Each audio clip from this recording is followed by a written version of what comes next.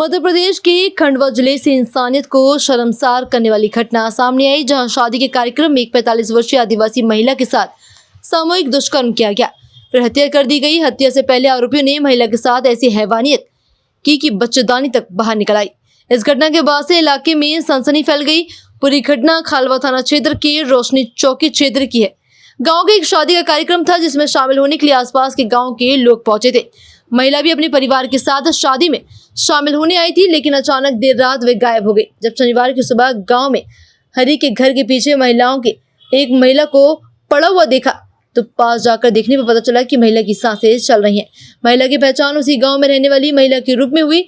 इसकी हैवानियत भरी घटना के बाद बीजेपी कांग्रेस में जुबानी जंग छिड़ गई। कांग्रेस के अध्यक्ष जीतू पटवारी ने सरकार पर हमला बोलते हुए कहा कि मध्य प्रदेश में गृह मंत्री कोई कुर्सी नहीं बची, ना कोई व्यक्ति। हाल ही में प्रधानमंत्री नरेंद्र मोदी भोपाल आ रहे हैं, जहां बस सिंदूर का कार्यक्रम करेंगे मोदी जी, और देश गृह मंत्री जी को देखना होगा कि प्रदेश में 25 बहनों के साथ बलात्कार की घटनाएं प्रतिदिन हो रही हैं। इस पर वे क्या संज्ञान लेते हैं?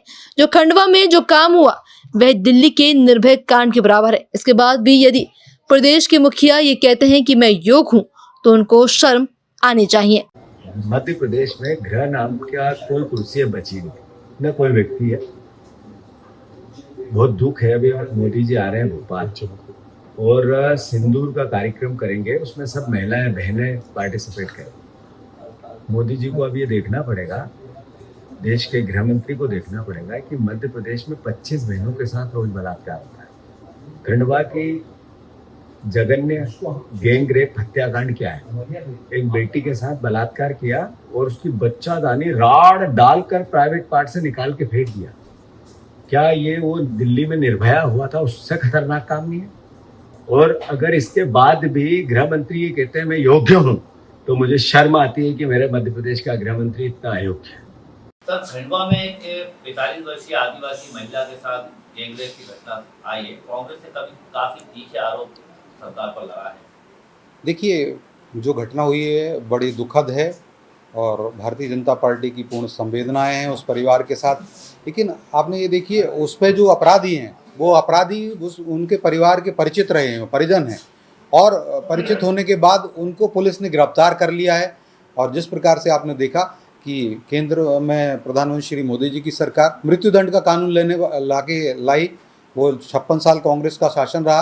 कांग्रेस कुंभकर्ण से ज़्यादा गहरी नींद में सोती रही। मध्य प्रदेश में भी हमारी सरकार ने ही, कांग्रेस का 45 साल शासन रहा मध्य प्रदेश में, तब भी वो मृत्युदंड का कानून नहीं ला पाए थे।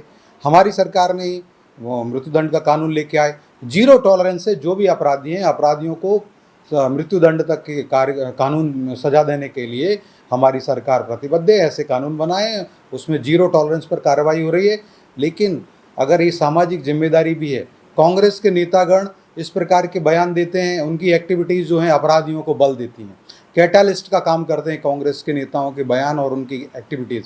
आप देखिए, उमंग सिंघार जी जो हैं, उमंग सिंघार जी नेता विपक्ष हैं, और उनके ऊपर जो आरोप लगाए, जिन्होंने अपना शपथ पत्र में जो भरा था लोग विधानसभा चुनाव के समय, उसमें उनकी जो धर्मपत्नी, उन्होंने ही कहा कि उमंग सिंघार जी के निवास पर जिस महिला की आत्महत्या नहीं थी, वो मृत्यु हुई थी और उसकी जाँच चल रही है। दिग्विजय सिंह जी के ऊपर अभी भी जो आरोप लग रहे हैं, जो सरला मिश्रा कांड है, उस सरला मिश्रा कांड में उनके भाई अभी कह रहे हैं कोर्ट में चल रहा है।